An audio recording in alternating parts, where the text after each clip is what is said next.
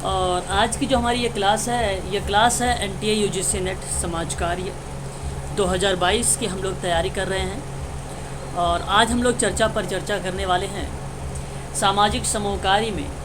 सामाजिक समूह कार्य की कुछ परियोजनाएं हैं जिसके अंतर्गत ग्रामीण के क्षेत्र में कुछ योजनाएं चलाई गई थी पहले, और फिर हम लोग बात करेंगे समाज समूह कार्य के चरण पे। चरण और अवस्था एक ही लेवल में जाने जाते हैं। और फिर हम लोग देखेंगे सामाजिक समूह कार्य के उपागम, और फिर उसके बाद है मॉडल्स के बारे में। मॉडल्स और उपागम्स में ज़्यादा अंतर नहीं है, बात वही है। तो उपागम्स में वो कुछ कम लोगों का नाम आता है, प्रारूप की बात जब बात करते हैं, मॉडल्स की बात करते हैं तो कुछ अलग अलग विद्वानों का नाम भी आ जाता है उसमें, ठीक है। तो इन दोनों का मतलब एक ही है, ठीक है। अलग कोई ऐसा ना समझे कि ये अलग स्टेटमेंट है, ये अलग स्टेटमेंट है ना, तो सब एक ही है। तो यहाँ पे अगर आज हम लोग इसको अच्छे से इस क्लास को अंत तक देख लेंगे तो समझ लीजिए आप लोगों को 2 से 3 प्रश्न इसी क्लास में आपको मिल जाएगा, ठीक है। तो चलिए शुरुआत करते हैं। तो आप देखिए, सबसे पहले शुरुआत में हम बात करने वाले हैं ग्रामीण विकास परियोजना के बारे में। ग्रामीण विकास परियोजना एक अकाल आयोग के रूप में जो 1901 में आया था, इसके अंतर्गत कहा गया कि इम्पीरियल कृषि अनुसंधान संस्थान पूसा बिहार में स्थापित किया गया था, जो भारत में संगठित कृषि अनुसंधान की शुरुआत की थी, ठीक है। तो मैं आपसे कहूँगा कि अगर एग्ज़ाम में प्रश्न बनेगा तो ये पूछा जा सकता है कि इम्पीरियल कृषि अनुसंधान संस्थान जो पूसा बिहार में स्थापित किया गया है, ये किसके परिप्रेक्ष्य में है? तो आप बताइएगा कृषि अनुसंधान के परिप्रेक्ष्य में है, यही ऑप्शन में रहेगा आपके सामने, ठीक है। तो ये आपके लिए एक प्रश्न बना सकता है, ठीक है। या आपसे केवल बिहार का नाम पूछ लेगा तो इंस्टीट्यूट का नाम याद रखिएगा, इम्पीरियल कृषि अनुसंधान संस्थान, ठीक है।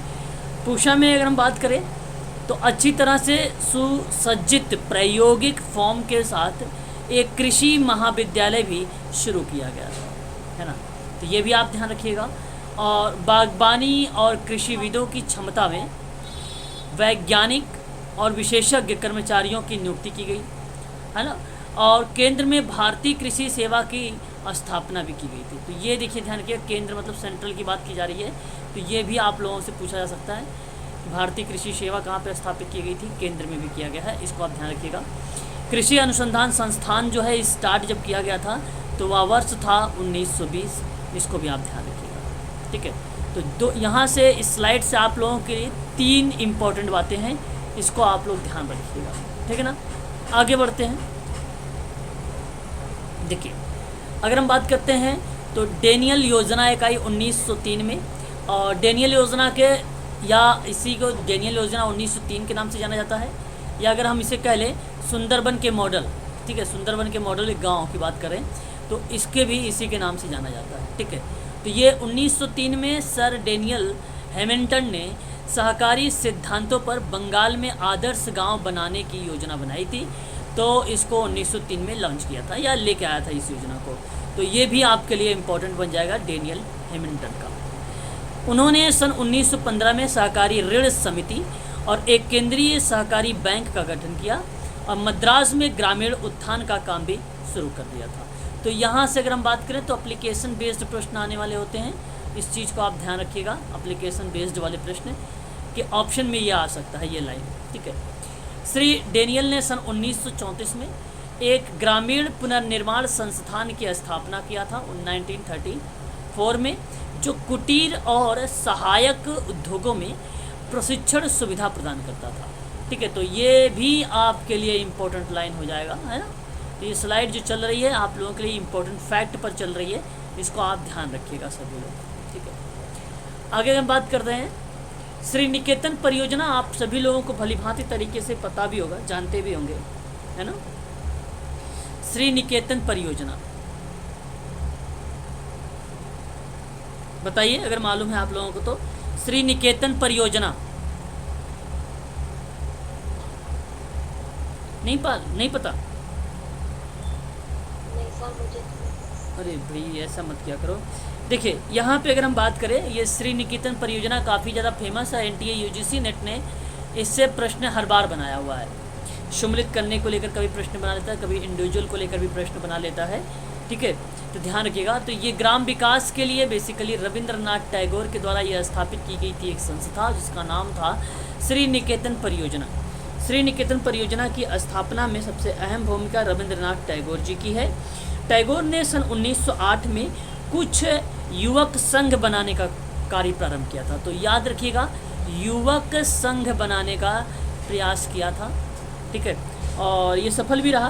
संघ बनाने का प्रारंभ किया और उन्होंने कार्यकर्ता का एक ऐसा वर्ग बनाने का प्रयास किया जो ग्रामीण वर्ग के लोगों से संबंध बनाने की बात की गई, ठीक है। बात ये याद रखिएगा आप सभी लोग कि उन्होंने कहा कि कार्यकर्ता का एक ऐसा संबंध बनाना है भाई, जहाँ पे लोगों को एक वर्ग में समाज की मुख्य धारा से जोड़ना होगा। तो 1908 में आया, तो फिर उसके बाद 1921 का वर्ष भी आप लोगों को देखने को मिलता होगा इन्हीं में। तो 1921 में श्री निकेतन में एक संस्था की स्थापना हो गई। तो जो संस्था के रूप में आई तो वह वर्ष बना था 1900, ध्यान रखिएगा आप सभी लोग, 21। किस रूप में आया था ये? संस्था के रूप में आया था। तो दो बातें हैं, इस चीज़ को आप ध्यान रखिए। परियोजना 1908 में, संस्था के रूप में 1921 में, और जिसमें से 8 ग्राम शामिल किए थे। कितने ग्राम सम्मिलित हुए थे? 8 ग्राम के लोग, मतलब 8 गांव के जो लोग थे वो शामिल किए गए थे। इस फैक्ट के रूप में आप लोगों को प्रश्न मिल सकता है। तो श्री निकेतन परियोजना का आरंभ रविंद्रनाथ टैगोर ने किया और इसका बेसिकली जो मुख्य उद्देश्य बना था, जिसको हम उद्देश्य के रूप में, मेन उद्देश्य के रूप में, मुख्य उद्देश्य के रूप में जानते भी हैं, कि ग्रामीणों की समस्या का अध्ययन करना होगा, निराकरण करना होगा, ग्रामीण कल्याण के प्रति जनता में रुचि उत्पन्न करनी होगी और उनके स्वास्थ्य में सुधार लाना होगा और साधनों में विकास करना होगा। यही कॉन्सेप्ट रखा गया श्री निकेतन परियोजना में। तो यहाँ पे देख सकते हैं ग्रामीण लोगों का सर्वांगीण विकास, यहाँ पे लिख दिया ऑलरेडी। जितनी सारी चीज़ें मैंने बताया था, सर्वांगीण का मतलब हो जाता है वहाँ पे। और उद्देश्य देखेंगे तो वही चीज़ें हैं जहाँ पे कुटीर उद्योगों के विकास के लिए ग्रामीण लोगों को सहायता करना है और उनके संसाधनों का विकास करना, ताकि खेती के नए वैज्ञानिक तरीकों को जान सके वो, और मवेशियों का विकास करना है, बहुउद्देशीय प्राथमिक स्तर की शिक्षा का विकास करना है, स्वयं सहायता पहल एवं ग्रामीण नेतृत्व का मदद करना है। तो ये अभी आप लोगों को ध्यान रखना है, ये तो काफ़ी ज़्यादा इम्पोर्टेंट है आप सभी के लिए। इस चीज़ को आप सभी लोग जो है ध्यान रखेंगे, याद रहेगा, भूलोगे तो नहीं। बोलिए। हाँ, भूलना भी मैं, ठीक है ना। हाँ। बात करते हैं इसमें, देखिए कुछ एक्टिविटी थी, गतिविधि, गांव की स्वच्छता की बात किया गया, प्रौढ़ शिक्षा की बात है, मलेरिया, टीबी, अन्य संक्रमण रोगों के उन्मूलन के लिए अभियान की व्यवस्था किया गया, शुद्ध पेयजल का प्रबंधन किया गया, अकाल और बाढ़ से बचत के लिए प्रबंधन किया गया, कुटीर उद्योगों का विकास किया गया। टोटली मिला जुला के ये एक्टिविटी थी श्री निकेतन की। संस्था के रूप में याद रखिएगा प्लस 1921, और जब ये परियोजना स्टार्ट किया गया तो 1908, ये भी याद रखिएगा। कार्यक्षेत्र श्री टैगोर ने कालीग्राम, पेड़ गन्ना के अपने जमींदार गांव में काम शुरू किया था, और उदाहरण के लिए अटारी, रघुपुर, रानीनगर, तिलकपुर, लटारा आदि में। हालांकि ये ऐसा नहीं पूछा जाएगा कि कौन से ऐसे जो है हमें देखने को मिले हैं गांव वगैरह, 7-8 गांव, तो वो आप लोगों के एग्ज़ाम में नहीं मिलेगा, लेकिन आप 8 गांव ज़रूर याद रखेंगे सभी लोग कार्य के क्षेत्र में, ठीक है ना। आगे की बात करते हैं काम करने का तरीका। चयनित गाँव का सर्वेक्षण, प्रत्येक गांव में समाज कल्याण केंद्र की नींव रखी गई। कार्यकर्ता ग्रामीण समस्याओं को इस केंद्र तक लाते थे और किसानों के समाधान प्रदान करते थे, ठीक है। तो दो तरफा प्रक्रिया ये थी, और उन दवाओं का प्रबंधन करना, ग्रामीण लोगों के उचित समय पर उपलब्ध कराया जाना, बेहतर प्रथाओं का प्रदर्शन और सामुदायिक केंद्र की चर्चा पर चर्चा करना, ये जिक्र थी इसमें। फिर आप लोगों ने नाम सुना भी होगा, गुड़गांव प्रयोग या परियोजना के नाम से भी जाना जाता है इसको, है ना, गुड़गांव। तो यहाँ पे अगर हम बात करें तो आप देख रहे हैं 1920, ये आपके लिए इम्पोर्टेंट है। 1920 के बारे में हम चर्चा पर चर्चा कर रहे हैं। हालांकि इसकी स्थापना जो की गई थी गुड़गांव परियोजना की सन 1900 एक संस्था के रूप में सन 1927 में, ठीक है, सन 1927 में। इसको आप लोग ध्यान रखिएगा, ठीक है। तो गुरुग्राम परियोजना 1920 याद रखिएगा। इसके अंतर्गत जैसे बड़े पैमाने पर ग्रामीण उत्थान कार्यक्रम की शुरुआत किया गया। हालांकि आप सभी लोगों को भलीभांति तरीके से पता होगा कि सबसे पहले इसके बारे में F.L. ब्रायन ने इसका स्टार्ट किया था, ठीक है, गुड़गांव परियोजना को। तो 1920 में पंजाब का गुड़गांव जिला में यहाँ से ये स्टार्ट किया गया था। संस्था के रूप में 1927 में आई थी। इस चीज़ को आप लोग जो है ध्यान रखिएगा, ये परियोजना है, ठीक है, ध्यान रहना आप सभी लोग इसके बारे में। और आगे अगर हम बात करते हैं तो उद्देश्य इसका था कि गांव के पूरे जीवन से निपटने के लिए बात कही गई इसमें, और साथ ही साथ अगर हम बात करें तो पूरे ज़िले में एक साथ काम करने की शुरुआत करने की बात की गई थी, और अभियान स्तर पर विकास कार्य करने की बात कही गई थी। यानी श्री ब्रायन ने जब 1920 में यह क्रिया प्रतिक्रिया संचालित किया तो गुड़गांव जिले के उपायुक्त में उपायुक्त के रूप में ये तैनात थे, और वे वर्षा की अनिश्चितता, घोर गरीबी, गंदगी, आवास, अस्वस्थता, अज्ञानता, ग्रामीण लोगों की अशिक्षा पर चले गए थे। तो गुड़गांव जिले में रहने वाले ग्रामीण लोगों के स्थितियों में सुधार करने के लिए तो इन्होंने गुड़गांव योजना नामक एक गांव में विकास की योजना एक नई तकनीकी के रूप में इसने विकसित किया था। तो अगर मैं बात करूं तो यहाँ पे इन्होंने व्यवहारिक अनुप्रयोग किया था कि किसी भी परिणाम को प्राप्त करने से पहले केंद्रीय व्यक्ति या आप कह लीजिए ग्रामीण को स्वयं में और अपने गांव में अधिक रुचि लेने के लिए बनाया जाना। तो सरकारी एजेंसियों को उसकी सहायता और मार्गदर्शन करने के लिए अपनी गतिविधियों को संयोजित किया। तो संस्थागत सामाजिक स्वास्थ्य संघ, महिला संस्थान, स्वच्छता शौचालय और कृषि विकास मॉडल और गतिविधि के केंद्र के रूप में शिक्षा, स्कूल, शिक्षक इत्यादि चीज़ों के बारे में इन्होंने स्टार्ट किया। और इनका उद्देश्य यही था कि ग्रामीण को उसके पुराने खांचे से बाहर निकालना और उसे विश्वास दिलाना कि सुधार संभव है, और यह प्रदर्शित करके कि जलवायु, रोग और कीट दोनों से सफलतापूर्वक लड़ा जा सकता है। ऐसी बात इस योजना में शुरुआत की गई थी ग्रामीण गुड़गांव योजना के अंतर्गत। याद रखिएगा, ये इम्पोर्टेंट है। ग्रामीण स्वच्छता पे कार्य हुआ, कृषि विकास पर कार्य हुआ, शिक्षा पे कार्य हुआ, सहयोग ग्रामीण क्षेत्रों के पुनर्निर्माण की आधारशिला के रूप में कार्य हुआ, सामाजिक सुधार के रूप में कार्य हुआ, है ना। बहुत सारे एक्टिविटी पर यहाँ पे चर्चा किया गया गुड़गांव परियोजना में। तो याद रखिएगा ये लाइन। फिर हम बात करें कृषि को लेकर। देखिए, अभी मैंने चर्चा भी किया कृषि को लेकर, कृषि विकास और खाद्य उत्पादन में वृद्धि, स्वास्थ्य में सुधार, ग्राम स्वच्छता और सामाजिक सुधार, महिला शिक्षा पर बल, सहकारी समितियों का गठन इत्यादि चीज़ों पर जिक्र किया गया। काम करने का जो तरीका बताया कि मानवीय विचारों को ढालने के लिए नाटक एवं संगीत द्वारा प्रचार किया जाता है। कार्यक्रम को ग्राम स्तर पर अभिव्यक्त करने और ग्रामीण लोगों की सहायता के लिए मार्गदर्शन की नियुक्त किया जाना। गांव के स्कूलों के शिक्षक गांव के लोगों को कार्यक्रम का महत्व और श्रम की गरिमा की शिक्षा देते हैं, ऐसे जिक्र किया गया। फिर आगे अगर हम बात करते हैं, गांधीयन रचनात्मक कार्यक्रम आया। आप लोगों को इसके बारे में मालूम होगा, बताइए जरा। गांधीयन रचनात्मक कार्यक्रम 1920, आपको मैं बता दूं ये भी काफ़ी इम्पोर्टेंट एक्टिविटी रही है। क्रांतिकारी रचनात्मक था, गांधी जी की क्रांतिकारी रचनात्मकता एक्टिविटी थी, जो कार्यक्रम को गांधी जी द्वारा इस देश को और कई साधनों में सारे संसार को दी गई 3 महान देन एक मानते हैं। तो गांधी जी के समग्र व्यक्तित्व को ध्यान में रखकर यदि उसे अमृग वृक्ष की उपमा दी जाए तो यह कहा जाता है कि गांधी जी के बीज और उनकी जड़ें उनकी आध्यात्मिकता में थी, ऐसा कहा जाता है। तो आप लोग यहाँ पे ध्यान रखिएगा, इन्होंने सन 1920 में सेवाग्राम स्टार्ट किया था, बाद में 1938 में इसे वर्धा तक बढ़ा दिया गया। तो याद रखिएगा आप सभी लोग इस योजना के बारे में। इस योजना को बेसिकली 1920 में शुरुआत किया गया, 1920 में, ध्यान दीजिएगा आप सभी लोग। और जब सेवाग्राम परियोजना का रूप लिया, जब सेवाग्राम परियोजना का रूप लिया एक संस्था के रूप में, तो आप ध्यान रखिएगा ये 1936 आएगा, ना कि 1920 आएगा। यहाँ पे आप 1936 लीजिएगा, 1936 लीजिएगा, 1936 लीजिएगा, 1920 मत लीजिएगा। और बाद में 1938, 2 साल बाद में इसे वर्धा तक बढ़ाया गया। आपको भलीभांति तरीके से मालूम होगा, सेवाग्राम वर्धा गुजरात है ना, वर्धा गुजरात। तो इस चीज़ को ध्यान रखिएगा। इसका सिद्धांत था लोगों को खुद की मदद करने में मदद करना।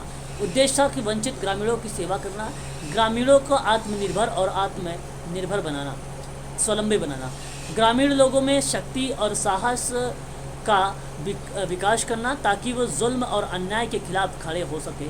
इस तरीके से बात कही गई थी सेवाग्राम योजना में।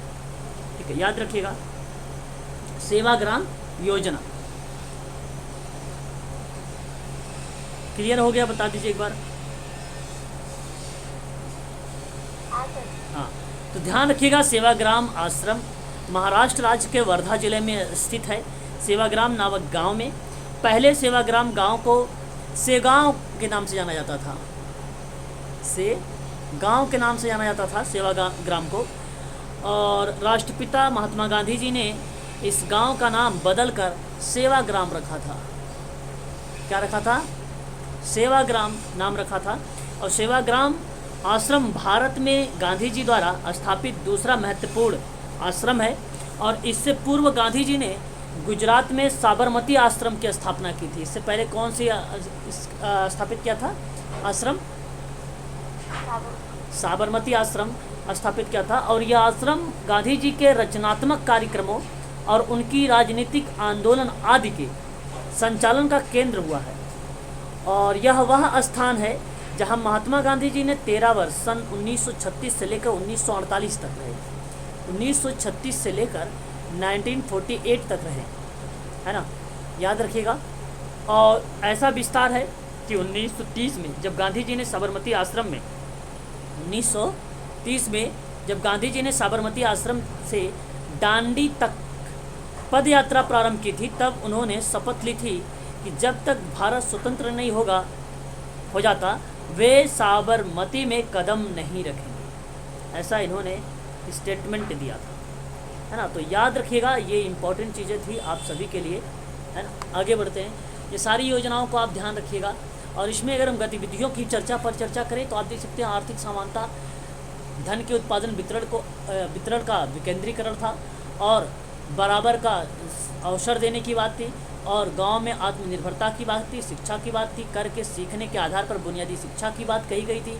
शिक्षा जीवन के दैनिक अनुभवों पर आधारित होनी चाहिए, ऐसा कॉन्सेप्ट इसके अंतर्गत डाला गया था सेवाग्राम आश्रम के अंतर्गत या योजना के अंतर्गत। ठीक है, याद रखिएगा आप सभी लोग, काफ़ी इम्पोर्टेंट है ये, आप लोगों से पूछा भी जा सकता है।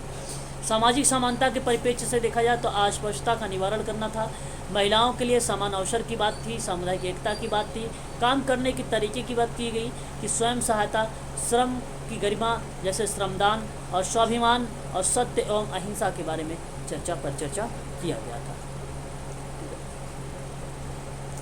क्लियर हुआ? आगे बढ़ते हैं फिर। सर आपने ज्वाइन नहीं किया क्या? ज्वाइन नहीं किया? किसको? मैसेज पढ़े हैं। अच्छा, किसी को ज्वाइन करना, ओके, ठीक है, चलिए आगे बढ़ते हैं आप, है ना। मार्तंडम परियोजना, ठीक है। और यहाँ पे अगर हम आप लोगों से चर्चा अब करने चल रहे हैं मार्तंडम परियोजना। और ये परियोजना जो है सन 1928 की है, याद रखेंगे सभी लोग। देखिए आप सबको मैं बता दूं, देखिए अभी कोई भी शायद ज्वाइन हो रहा है, अभी भी पूजा, आप सभी को बता दूं भाई कि सभी लोग जो है समय पर ज्वाइन हुआ करें। मैं 15 मिनट लिंक देता हूं, है ना, 15 मिनट पहले लिंक देता हूं, इसलिए आप सभी लोग समय पर ज्वाइन करें। आगे अगर हम बात करते हैं Marthandam integrated development society, basically Marthandam integrated development society थी। और उस सोसाइटी के बारे में जो हम कभी सोचते हैं तो हमारे दिमाग में आता है 1997। ध्यान रखिएगा, मार्तंडम इंटीग्रेटेड डेवलपमेंट सोसाइटी, नाम याद रखिएगा। यह गैर लाभकारी संगठन है जो मुख्य रूप से लिंग, शासन, व्यवसाय और वित्त, कानूनी, स्वास्थ्य, खाद्य, पोषण, ऊर्जा और पर्यावरण, जल, आपदा प्रबंधन, बाल एवं युवा विकास के क्षेत्र में काम करता है, और कृषि, पशुपालन और वन्य जीव, जिसका प्राथमिक कार्यालय तमिलनाडु की कुंजीथुरई में स्थापित है। तो आप सभी लोग ध्यान रखिएगा, ये मार्तंडम इंटीग्रेटेड डेवलपमेंट सोसाइटी है, ना कि मार्तंडम परियोजना है। मैं दोनों बातों लेके साथ में लेके चल रहा हूँ। भाई जब एग्ज़ाम में आप लोगों से पूछ लेता है कभी कभी, तो कभी कंफ्यूज मत होना आप लोग, इसलिए मैं आपको दोनों बातें एक साथ बताऊँगा। आगे अगर हम बात करते हैं यहाँ पे मार्तंडम परियोजना के बारे में, तो भारत के तमिलनाडु राज्य के कन्याकुमारी जिले में स्थित एक नगर है जिसको कुड़ीतुरई नगर पालिका का भाग है, और यह एक व्यापारिक केंद्र है, याद रखिएगा। और यहाँ पे अगर हम चर्चा करें तो इसी के अंतर्गत मार्तंडम एक परियोजना है मार्तंडम एक परियोजना है। यहाँ पर देखेंगे तो कहा जा रहा है कि YMCA और क्रिश्चियंस चर्च के प्रयोजन के तहत स्पेंसर हैच, नाम याद रखिएगा स्पेंसर हैच का, और इन्होंने सन 1928 में शुरू किया।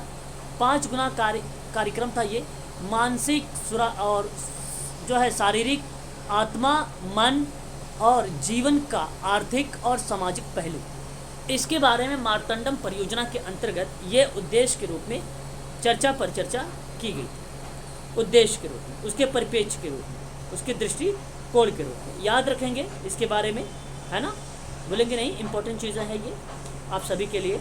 और फिर उसके बाद अगर हम बात करें, कवर किया गया लगभग 100 गाँवों को। मार्तंडम परियोजना में अगर हम बात करें, कवर किया गया लगभग 100 गाँवों के बारे में। मार्तंडम परियोजना याद रखेंगे 1921 में ये बेसिकली लाया गया। एक संस्था के रूप में अगर चर्चा पर चर्चा अगर हम करते हैं, ये आरंभ होने का वर्ष बता रहा हूँ, जैसे अभी मैंने बताया ना, श्री निकेतन परियोजना आरंभ होने का वर्ष था 1921 भी, और मार्तंडम भी है 1921 का, याद रखेंगे। और फिर गुड़गांव की बात अगर हम लोगों ने अभी किया है तो उसको भी याद रखिएगा 1927 1927, और सेवाग्राम के बारे में अगर हमने अभी बात किया है 1936 का, ठीक है। ये आरंभ होने की डेट की बताई गई, बाकी परियोजनाएं जो चलाई गई वो पहले से भी चलाई जाती थी, ठीक है, संस्था के रूप में ये सारी चीज़ें आई थी। तो याद रखिएगा 1921 में ये आरंभ होने का तिथि था मार्तंडम परियोजना को, और ये सुचारू रूप से परियोजना जो है संस्था के रूप में आई 1928 में। उद्देश्य था स्वयं सहायता एवं सहयोग करना, प्रदर्शन केंद्र जो है खोलना, और अगर हम बात करें स्वैच्छिक संघ का होना चाहिए, लोगों को अपने काम में मदद करने में भी मदद करना। तो एक प्रकार से मार्तंडम डॉक्टर स्पेंसर हैच के द्वारा मार्तंडम कन्याकुमारी केरल में इस परियोजना का क्षेत्र को प्रारंभ किया गया था, ठीक है। याद रखिएगा सभी लोग, ये भी आप लोगों के लिए इम्पोर्टेंट बन जाएगा।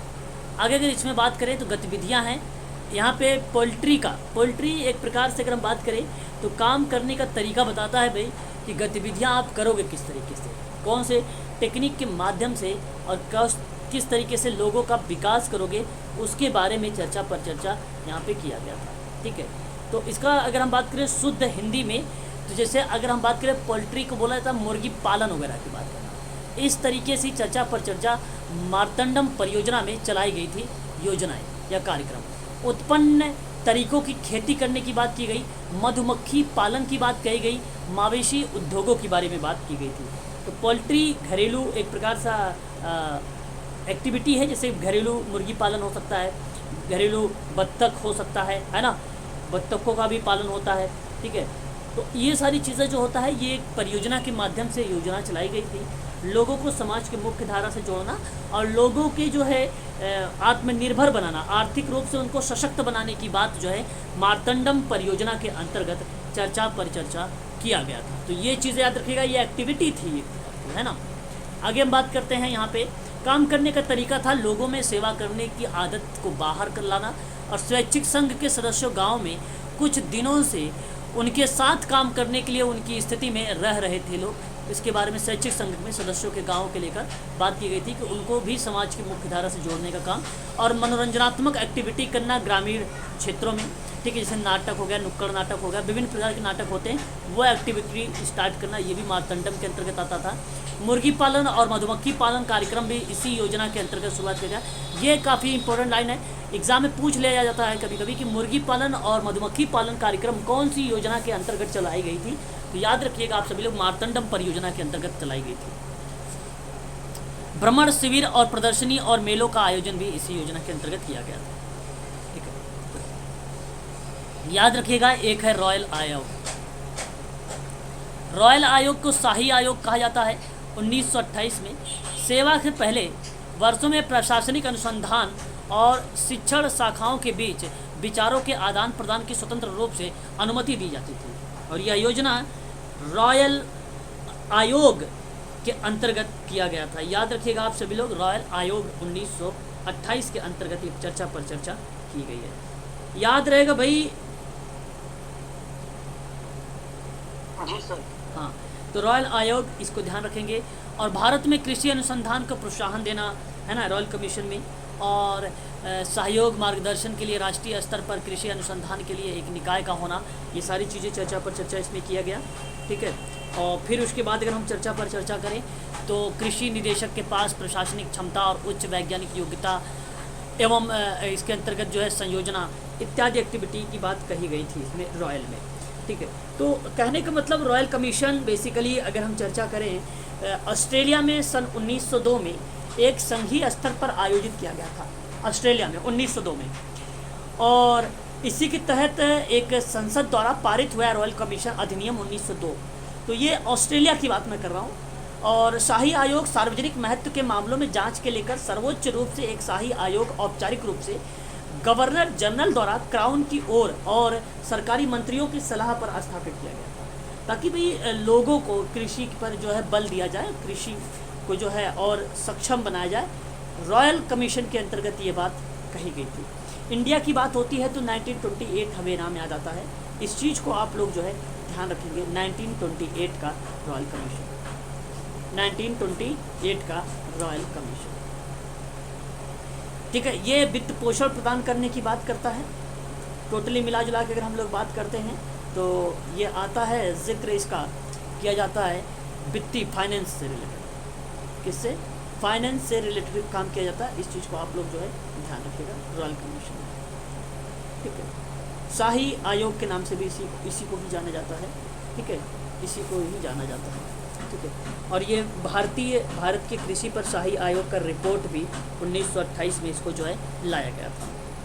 इसके अंतर्गत और भी देखते हैं बातें, तो अच्छा इतनी ही बातें कही गई है, परंतु इसमें मैं कुछ चीज़ें आप लोगों को बता देता हूँ, अगर आपको यहाँ पे समझ लीजिए अच्छे से। ये केवल कृषि पर आधारित है।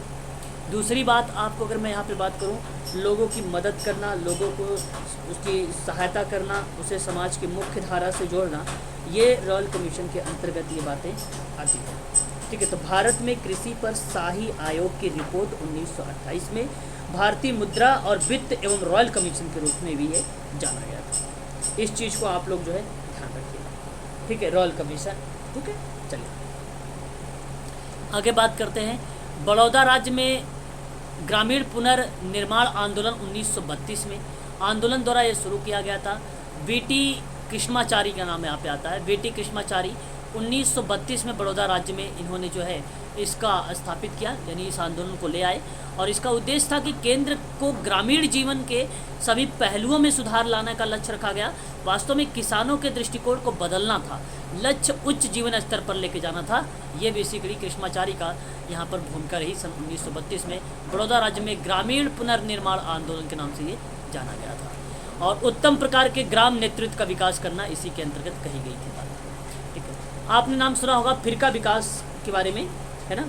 फिरका विकास परियोजना 1946, काफ़ी इंपॉर्टेंट चीज़ें हैं, ये भी एग्ज़ाम में आप लोगों से पूछ लिया जाता है कभी कभी। यह योजना 1946 में स्टार्ट किया गया था, 1946 में स्टार्ट किया गया था। मद्रास की फिरका विकास योजना है, और यह सरकार द्वारा प्रायोगिक एक ग्राम स्वराज में गांधीवादी आदर्श के प्राप्ति के उद्देश्य से थी। और यह योजना 1946 में पूरे राज्य में 34 फिरकाओं में शुरू की गई थी। 1 अप्रैल 1950 को इसे प्रत्येक जिले के लिए 2 फिरका की दर से 50 अतिरिक्त फिरकाओं तक बढ़ा दिया गया था। बेसिकली अगर यहाँ पे हम बात करें तो संपूर्ण ग्रामीण समस्याओं के साथ साथ भागों में हमला करना था। कहने का मतलब ग्रामीण संचार, जल आपूर्ति, पंचायतों के गठन, सहकारी समितियों का संगठन, स्वच्छता के कार्यक्रम का विकास, अल्पकालिक योजना को शामिल करना, कृषि, सिंचाई और पशुधन सुधार, खादी एवं अन्य कुटीर उद्योगों का विकास, आत्मनिर्भर बनाना और दीर्घकालिक योजनाएं बनाना, ये बेसिकली फिरका योजना के अंतर्गत बात कही गई थी 1946 में। फिरका योजना सर ये फिरका और किसका नाम आता है? मद्रास क्षेत्र का वर्तमान तमिलनाडु, ये सरकार के द्वारा स्टार्ट किया गया है। ठीक है, सरकार के द्वारा स्टार्ट किया गया है मद्रास राज्य में। 1947 में एक संस्था के रूप में ये भूमिका अपना निभाना शुरू कर दी थी। ठीक है, एक संस्था के रूप में अपनी भूमिका ये निभाना शुरू कर दी थी। अगर हम बात करें यहाँ पे तो जैसे राज्य कल्याणकारी बोर्ड होता है, उसी के स्तर पर जिन्होंने विभागों का प्रमुख, प्रभावशाली और रचनात्मक सामाजिक कार्यकर्ता इसमें लोग शामिल थे। आप ऐसा मत सोचिएगा किसी इंडिविजुअल व्यक्ति का नाम शामिल था, ऐसा कुछ नहीं। सामाजिक कार्यकर्ता इसमें शामिल था और साथ ही साथ अगर हम बात करें ग्रामीण कल्याण के बोर्ड के लोग जो थे वो लोग इसमें शामिल थे। तो मेरा कहने का मतलब प्रत्येक फिरका को गाँव में 5 से 10 समूहों को विभाजित कर दिया गया था, 5 से 10 समूहों को। और फिर उसके बाद आधिकारिक और गैर सरकारी एजेंसियों के बीच स्वस्थ प्रतिस्पर्धा को प्रभावी ढंग से प्रोत्साहित किया गया। मद्रास सरकार के विकास योजनाओं को रचनात्मक कार्य और गैर सरकारी एजेंसियों को सौंपने का निर्णय भी लिया गया था। तो इसके अंतर्गत जैसे स्वच्छता, कृषि, खादी और ग्रामोद्योग, पानी पीने की सुविधा, ग्रामीण पुनर्निर्माण इत्यादि चीज़ों के बारे में फिरका योजना के अंतर्गत ये बातें कही गई थी। तो यहाँ पे आप ध्यान रखिएगा, देखिए फिरका का चयन उसके पिछड़े के जो है अन्य पिछड़ेपन के आधार पे था और हथकरघा, वस्त्र एवं अन्य कुटीर उद्योगों के उत्पादन की संभावनाएं थी। उद्देश्य समग्र रूप से ग्रामीण समस्या के निपटने के लिए बात की गई। पंचायतों का एक प्रकार से गठन और सहकारी समितियों का संगठन की बात की गई। कृषि, सिंचाई और पशुधन सुधार के माध्यम से क्षेत्र का आत्मनिर्भर बनाने की बात दीर्घकालिक योजना थी। खादी और कुटीर उद्योगों का विकास करना, ये बेसिकली इसका उद्देश्य रखा गया था। नीलखोरी, जिसको नीलोखोरी का प्रयोग के रूप में भी आप लोग जानते हैं, ये भी आप सबके लिए इम्पोर्टेंट है।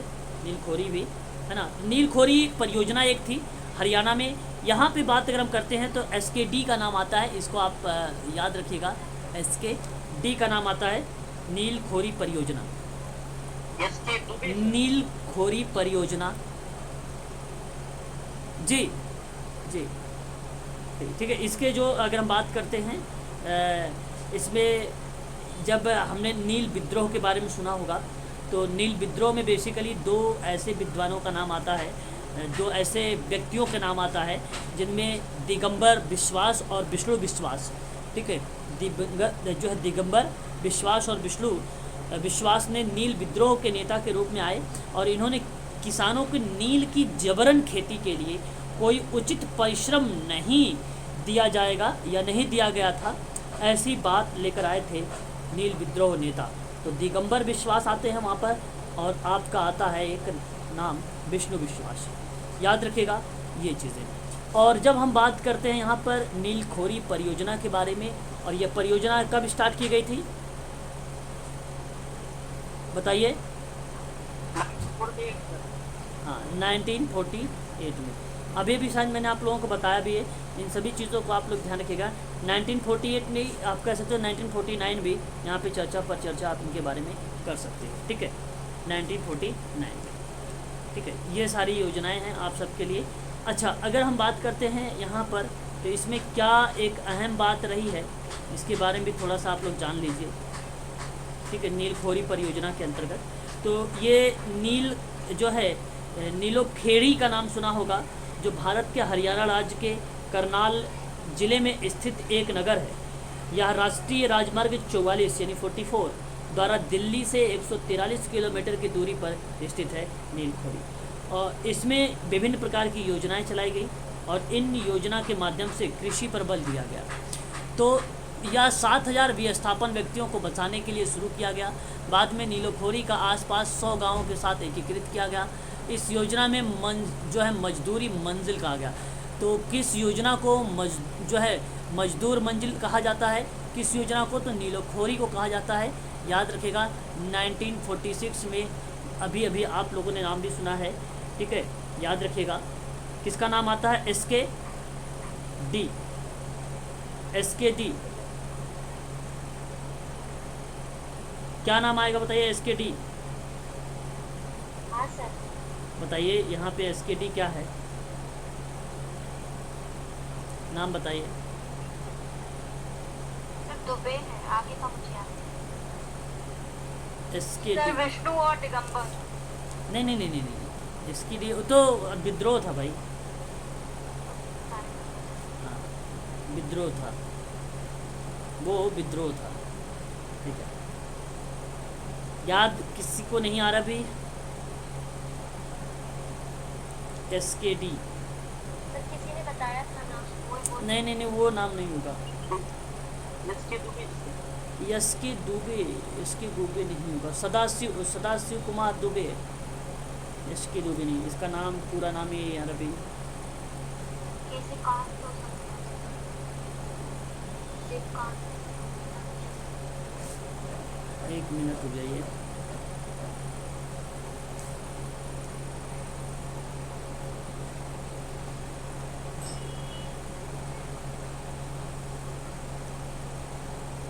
क्या चीज़ कह रहे हो मैडम आप? सर मैं कुछ गलत तो नहीं कह रही हूँ, मुझे आइडिया नहीं। अच्छा अच्छा अच्छा, चलो कोई नहीं। यह देखिए इसके दुबे नील, चलिए देखते हैं बाद में इसके बारे में, ठीक है ना। बाद में ये इसके माइंड से निकल, लेकिन इसके डी, इसके दुबे का नाम इसके डी, DAY, DEY, इसके डी। चलिए कोई बात नहीं, छोड़िए इसको, अभी देख लेंगे बाद में इसके बारे में, परंतु इसके डी आप याद रखिए, ठीक है। उद्देश्य था जीवन के सभी आवश्यक आवश्यकताओं में ग्रामीण जो है शहरी टाउनशिप में आत्मनिर्भरता, लोगों के लिए उसकी मूल पृष्ठभूमि में सुधार और काम एवं प्रशिक्षण की व्यवस्था करना, बिचौलियों की जांच करने के लिए, उपभोक्ता के निर्माता के बीच लेन देन और सक्षम बनाने के लिए लंबवत क्रम में पहुंचने के लिए बात कही गई थी। तो ये बेसिकली नीर खोली विद्रोह था। वीडियो देख सकते हैं, वीडियो और SEO और BLW के लिए पॉलिटिक्स प्रशिक्षण दिया गया, मतलब एक प्रकार से एजुकेशन की बात किया गया था, वोकेशनल एजुकेशन की बात हुई थी, प्राइमरी लेवल की बात हुई थी, माध्यमिक लेवल की बात हुई थी, आवास और विपणन की बात की गई थी, स्कूल और अस्पताल की बात की गई थी, लगभग सभी 700 एकड़ दलबदली भूमि को कृषि योग्य बनाने की बात कही गई थी, सहकारी ऋण सुविधा और लघु उद्योग सहकारी आधार पर चलाए जाते थे। ये भी चर्चा पर चर्चा इसमें की गई थी। इटावा पायलट, इसी को इटावा अग्रगामी योजना के नाम से भी जाना जाता है। और मैं आपको बता दूं, ये एक विद्वान थे, लेफ्टिनेंट कर्नल अल्बर्ट मेयर, अपनी सेना के साथ अमेरिका से भारत आए थे ये। और इस परियोजना का दूसरा नाम है औसत जिला परियोजना भी। सन 1947 में ये स्टार्ट किया गया था और ये 1947 में किसानों को लाभार्थ योजना चलाने का विचार मेयर के मस्तिष्क में आया था। सितंबर 1948 में इटावा जिले में महोवा स्थान पर यह योजना मेयर द्वारा प्रारंभ कर दिया गया था। 1948 में सर्वप्रथम यह योजना 64 गाँव से प्रारंभ हुई थी। कितने गाँव से प्रारंभ हुई थी? 64 गाँव से ये स्टार्ट हुई थी। आसपास के 98 यानी 98 गाँव में इसे जो है गाँव से जोड़ा गया और इस योजना को USA के 4 सूत्री के रूप में आर्थिक सहायता देने की भी चर्चा पर चर्चा किया गया। तो 1947 ये मस्तिष्क में आया, 1948 में एक प्रकार से इसको स्थापित किया गया मेयर के द्वारा। और ये इनका नाम याद रखें, लेफ्टिनेंट कर्नल अल्बर्ट मेयर थे, ये अमेरिका से आए थे 1944 में भारत में। और इसका उद्देश्य जो रखा गया वो रखा गया कि क्षेत्र के व्यक्तियों में आत्मविश्वास, सामाजिक प्रगति और सहकारिता और भावना को प्रोत्साहन करना, व्यक्तियों के मानसिक और आध्यात्मिक विचार की बात अगर हम करें चर्चा पर चर्चा, तो उसके तकनीकी को विकास करना और कृषि उत्पादन को बढ़ावा देना और इसी के साथ साथ सामुदायिक जीवन में सहयोग बढ़ाना, अपनी सहायता स्वयं करने के लिए आदत में डालना, सामाजिक रीति रिवाजों में संशोधन करना। तो लोगों के मानसिक शक्तियों का विकास करना है, उसकी रुचि को पहल और उसको जो है जगाना या चेतना या चैतन्यकरण करना, फसलों का पशुपालन या पशुधन में सुधार लाना यानी कृषि उत्पादन की बात करना, पंचायतों को प्रोत्साहन देना, ग्रामीणों में स्वयं सहायता की भावना का निर्माण करना। तो इसके अंतर्गत कुछ कार्यक्रम भी चलाए गए थे, जैसे वैज्ञानिक कृषि वैज्ञानिकों की नियुक्ति करना ये एक कार्यक्रम था। और फिर उसके बाद ग्राम स्तर पर कार्यकर्ता की नियुक्ति था, युवक दलों का गठन किया गया, कृषि प्रदर्शनों का आयोजन किया गया, उन्नत बीज, उर्वरक, यंत्रों और किसानों को मुहैया कराया गया। साथ ही साथ अगर हम बात करें साक्षरता अभियान चलाया गया, इसी में संसाधनों का या साधारण कृषि यंत्रों को बनाने के लिए भी प्रशिक्षण दिया गया। योजना जब ये प्रभाव में डाला गया या इसका विकास का जो प्रभाव आया 1948 से लेकर 1951 तक में गेहूं की पैदावार उस क्षेत्र में अनुकूलन प्रभाव पड़ा था। और इस योजना से किसानों में परिवर्तन के प्रति दृष्टिकोण में बदलाव आया था और उसने पुरानी लीक से हटकर अपनी नई तकनीकी को अपनाया और अपने हित में मान लिया कि किसानों का लगाव अपने पुराने बीजों से हटकर एक नए मुक्त बीज की ओर बढ़ता दिखाई दे रहा है।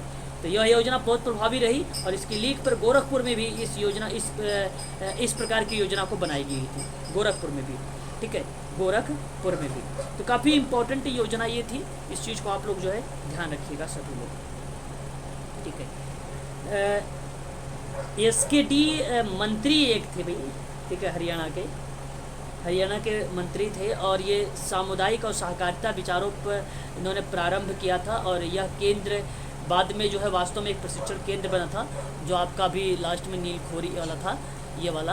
और इसमें आप ध्यान रखिएगा कि भू संरक्षण, सहकारिता को पैदा करना, व्यक्तियों में कार्यशीलता को बढ़ाना, स्वास्थ्य सुविधाएं प्रदान करना, बंजर भूमि के सुधार हेतु जैविक और रासायनिक उपचार की बात करना, दुग्धशाला और पशु चिकित्सा विकास कार्यक्रम चलाना इसी के अंतर्गत चलाया गया था। स्वास्थ्य एवं सफाई अभियान था, कृषि प्रसार कार्यक्रम था, विद्यार्थियों के द्वारा सप्ताह में 3 दिन 1 घंटे कार्य करने के लिए अनिवार्य किया गया था। डेयरी फार्म, मुर्गी फार्म, सुअर फार्म, चमड़ा वर्कशॉप और उर्वरक निर्माण जैसे कार्यक्रम को भी चलाया गया था इसी में, ठीक है ना। इस चीज़ को भी आप ध्यान रखिएगा। और फिर उसके बाद आपने सर्वोदय योजना के बारे में देखा।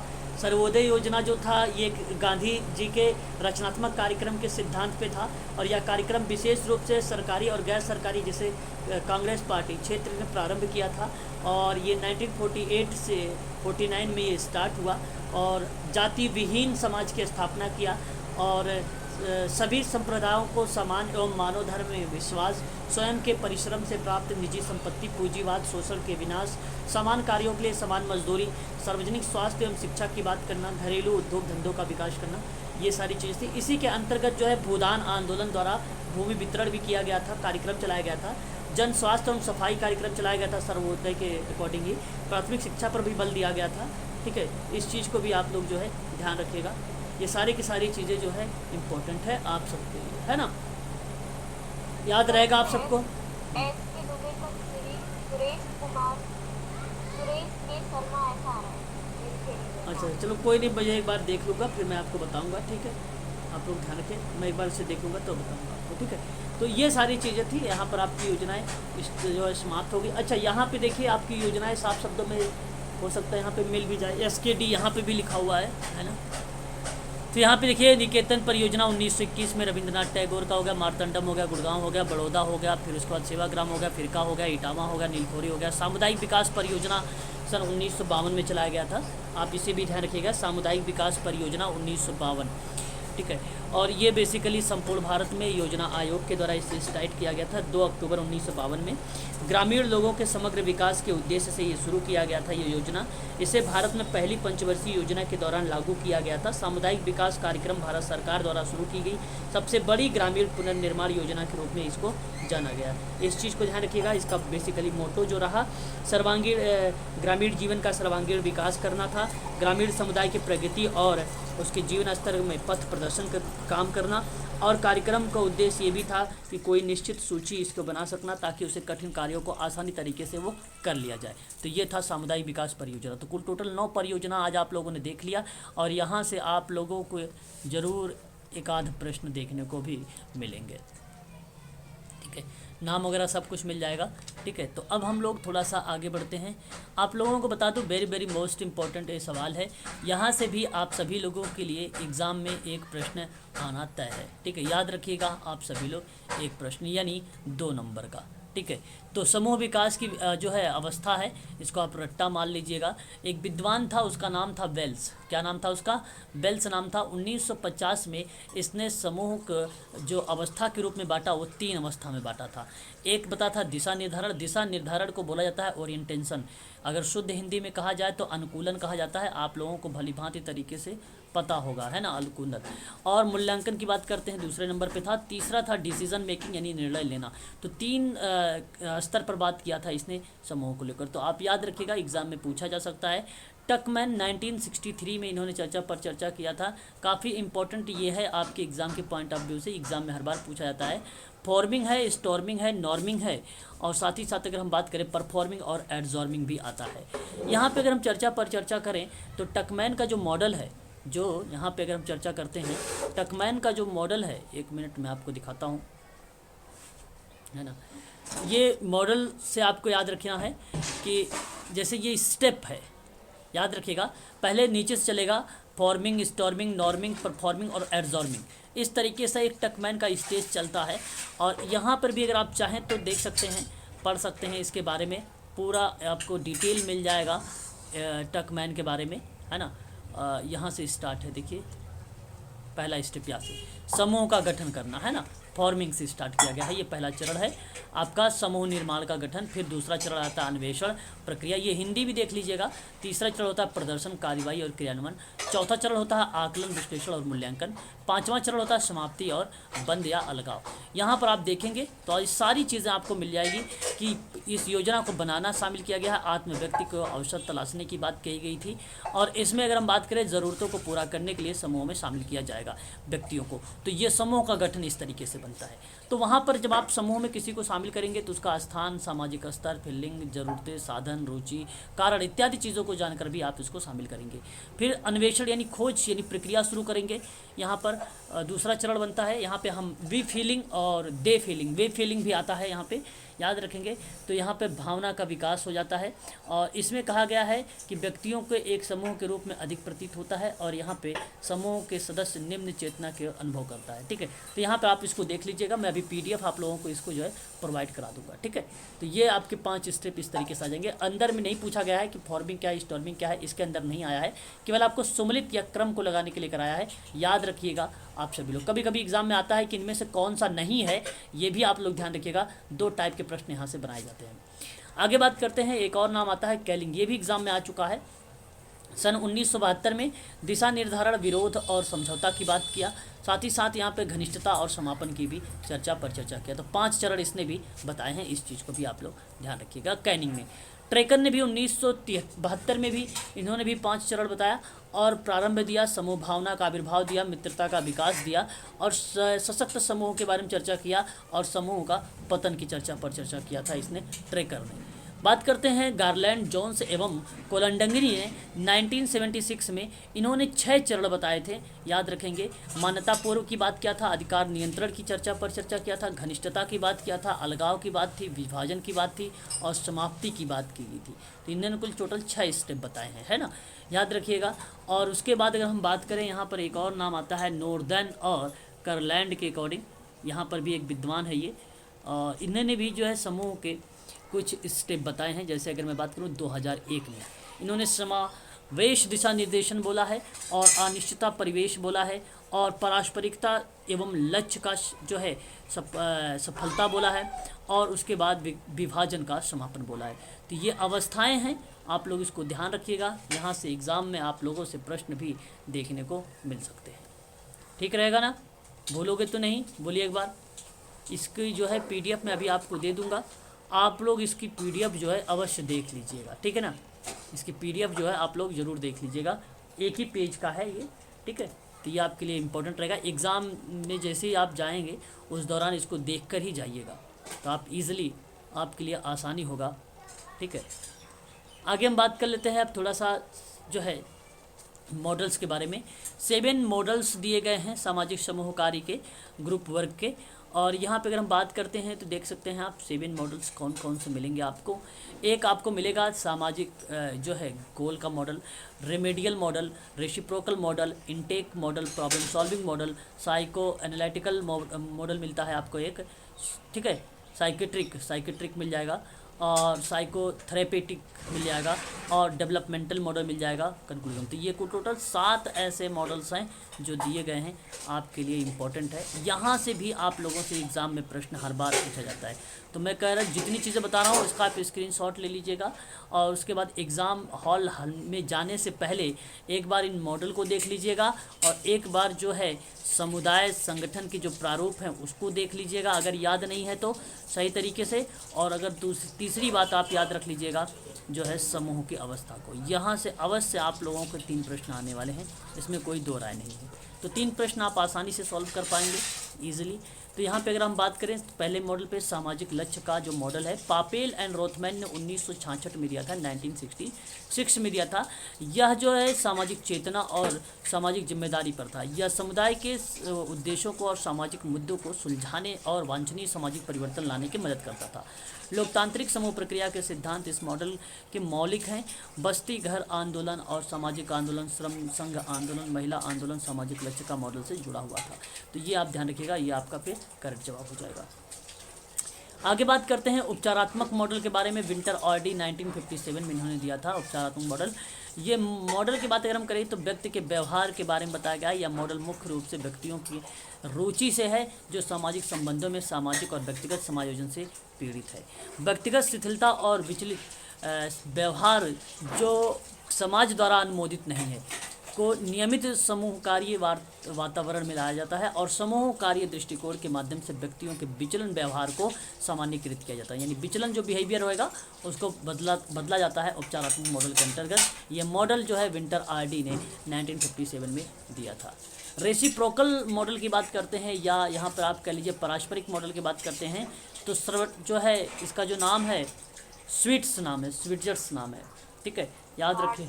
हाँ शॉर्ट्स भी नाम है इसका, याद रखिएगा। ये पारस्परिक मॉडल सामुदायिक विकास के सिस्टम में, ठीक है, इसके अंतर्गत जो है समूह कार्य को जोड़ा गया एक मॉडल में पारस्परिक मॉडल 1661 में, ठीक है, याद रखिएगा पारस्परिक मॉडल, ठीक है, पारस्परिक मॉडल। और यह मॉडल था सामाजिक वैज्ञानिक सिद्धांत समाज कार्य के समान सिद्धांत में काम करने को लेकर व्युत्पत्ति था और इसे सामाजिक लक्ष्यों में उपचारात्मक मॉडलों का समावेश कहा गया या जो है समामेलन कहा गया।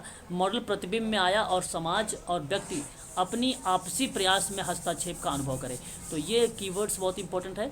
मॉडल ये जो था प्रतिबिंब में आया और यहाँ पे ये बताया गया कि जब समाज और व्यक्ति अपने आपसी प्रयास में हस्तक्षेप का अनुभव करता है तो वह पारस्परिक मॉडल होता है और यह मॉडल 1961 में दिया गया था। इनटेक मॉडल है, यहाँ पे किसी व्यक्ति का नाम नहीं आएगा। इनटेक बेसिकली भर्ती और प्रवेश की बात की गई है यहाँ पर। और भर्ती प्रवेश अब सेवार्थी को या समूह को उपचारात्मक सेवा प्रदान किए जाने वाली प्रारंभिक अवस्था है। इससे हमें ये पता लगाया जाता है कि वह व्यक्ति का निवारण और उपचार की प्रक्रिया की शर्तों को पूरा करता है अथवा नहीं। तो यहाँ पे सेवार्थी उसकी समस्या के बारे में सूचना इकट्ठा करना और तथ्यों को इकट्ठा करना और समूह के प्रवेश हेतु गैर निर्देशात्मक साक्षात्कार का आयोजन को शामिल करना, ये क्रियाविधि जो है इनटेक में रखा गया है। सेवार्थी यहाँ पे ध्यान रखेंगे। नहीं तो या तो आप याद भी रख सकते हैं, हॉकिंसन स्टेफेंस का नाम यहाँ पर जोड़ा गया है। तो यही क्रिया प्रतिक्रिया इनटेक मॉडल के अंतर्गत कहा गया है। सेवार्थी की क्षमता है, सेवार्थी की अपनी प्रेरणा और प्रेरक तत्व है, यही एक्टिविटी इनटेक या प्रवेश प्रक्रिया के दौरान रखा गया है। तो याद रखिएगा यहाँ पे एक नाम आ रहा है हैंकिसन और हाँ मॉडल पर आधारित है, परंतु यहाँ पे ऐसा कोई जिक्र नहीं है कि कभी ये लाया गया था। बाकी आप जानते हैं पहले भर्ती आता है, फिर अध्ययन आता है, फिर निदान आता है, फिर उपचार आता है ना। तो ये प्रक्रिया संचालित होती है, इसके बारे में बताया जा रहा है। फिर समस्या समाधान की बात कर रहे हैं हम लोग। उपागम या सामाजिक कौशल मॉडल की बात करते हैं हम लोग। तो नाम आपको भलीभांति तरीके से मालूम होगा, नाम आता है पार्लियामेंट। हाँ पार्लियामेंट हाँ पार्लियामेंट का नाम, रिचमंड का नाम नहीं आएगा भाई, ठीक है। तो अच्छा तो व्यवहार की समस्या को हल करना और व्यवहार कौशल को विकसित करना इस मॉडल के अंतर्गत रखा गया था, ठीक है, और 1957 में। उसके बाद हम बात अगर करते हैं अल्पोर्ट के बारे में। अल्पोर्ट ने जो है साइकोथेरेपी मॉडल दिया अल्पोर्ट के द्वारा ये, और ये काफ़ी इम्पोर्टेंट भी रहा। और ये बेसिकली व्यक्ति की भावना और भावना के संबंध से स्थापित था। ये उद्देश्य था कि व्यक्ति के मानसिक स्वास्थ्य और आत्म अवधारणा को मजबूत करना था। और इसी के संबंध में मनोविश्लेषणात्मक आया, समूह चिकित्सा भी आई, गेस्टाल्ट थेरेपी आई, साइकोट्रामा आया और लेन देन विश्लेषण का मॉडल आया। तो ये आप देख सकते हैं, एक ये मॉडल है, दूसरा ये मॉडल है, तीसरा ये है थेरेपी, चौथी ये है, पांचवी ये थेरेपी है। तो ये जो है साइकोथेरेपिक मॉडल के अंतर्गत यहाँ पर ये चीज़ें जिक्र किया गया है, इनके बारे में भी आप लोग ध्यान रखिएगा, ठीक है ना। विकासात्मक मॉडल जो है बेरुस्टीन के अकॉर्डिंग 1955 में लाया गया था। ये ग्रुपों को निकटता की डिग्री में देखा गया था। अनुश्रय के सार को स्थापित किया गया और यह विकास मॉडल पूरी तरह से अंतर्गता और निकटता की गतिशीलता पर निर्भर था। हालांकि इस मॉडल में ज्ञान और सैद्धांतिक आधार एरिक एरिक्सन अहंकार और मनोविज्ञान, ठीक है, एरिक एरिक्सन का जो था अहंकार मनोविज्ञान मतलब कहने का ये था ईगो यहाँ पे ईगो मनोविज्ञान की बात कर रहा था। संघर्ष सिद्धांत की और समूह गतिशीलता का काफ़ी प्रभाव डाला। और संघर्ष का सिद्धांत कार्ल रोजर्स का था और समूह का जो गतिशीलता था वो कर्ट लेविन का था। तो यहाँ पे चर्चा पर चर्चा जो किया गया था वो बेसिकली विकासात्मक मॉडल में ये 3 लोगों का नाम है। जिस तरीके से थेरेपी दी जाती थी ये 5 मॉडल पर, ठीक उसी तरीके से विकासात्मक मॉडल भी इन 3 चीज़ों पर किया गया था, याद रखेंगे। फिर उसके बाद ये निष्कर्ष निकला, ठीक है। तो ये आपका मॉडल भी कंप्लीट हो गया हालांकि उपागम यहाँ पे अगर हम बात करें मॉडल के रूप में ही जाना जाता है, सामाजिक विकास का लक्ष्य है, वही चीज़ें यहाँ पे दिया गया है। आई थिंक यहाँ पे थोड़ा सा डीप में आ गया है। रोथमैन एंड पॉपेल के बारे में सन 1966 में 3 सामाजिक जो है मॉडल हैं, इसको आप ध्यान रखिएगा। सामाजिक लक्ष्य का प्रारूप को रूप में देखा गया है इसको, ठीक है। यहाँ पर आप देख सकते हैं चिकित्सा संबंधी प्रारूप भी है, द सोशल गोल मॉडल भी बताया गया है यहाँ पे, ठीक है। ये सारी चीज़ें मैं PDF अभी आपको दे दूँगा, आप लोग इसको देख लेना, ठीक है। इसके संबंध में कौन कौन से नाम आते हैं, क्या क्या चीज़ें आती हैं, PDF व्हाट्सएप पे भी भेज दीजिए। ठीक है। इन सारी चीज़ों को आप लोग जो है देख लीजिएगा, ठीक है ना। सर आपने आज के लिए अहंकार मनोविज्ञान में एरिक्सन का नाम बताया? किसका नाम? अहंकार मनोविज्ञान। नहीं, वो अन्ना फ्रायड का नाम आएगा, उन्होंने थेरेपी दी भाई, मैंने आपको बोला नहीं। हाँ अभी आपने अहंकार मनोविज्ञान में किसका नाम बोला? नहीं, अहंकार देखो यहाँ पे इन्होंने सैद्धांतिक एरिक्सन के अहंकार मनोविज्ञान की बात हो रहा है। देखो ईगो साइकोलॉजी है, ईगो साइकोलॉजी जो है अन्ना फ्रायड का है, और यहाँ पे इन्होंने ईगो साइकोलॉजी जो अन्ना फ्रायड का है, तो इसमें एक संघर्ष आता था। एरिक एरिक्सन का थ्योरी था, तो जहाँ जैसे मैंने कहा कि विश्वास बनाम अविश्वास, ये संघर्ष हो रहा है, तो जो संघर्ष होने का रीज़न बताया गया वो जो है ईगो बताया गया, एक अहंकार मनोविज्ञान है।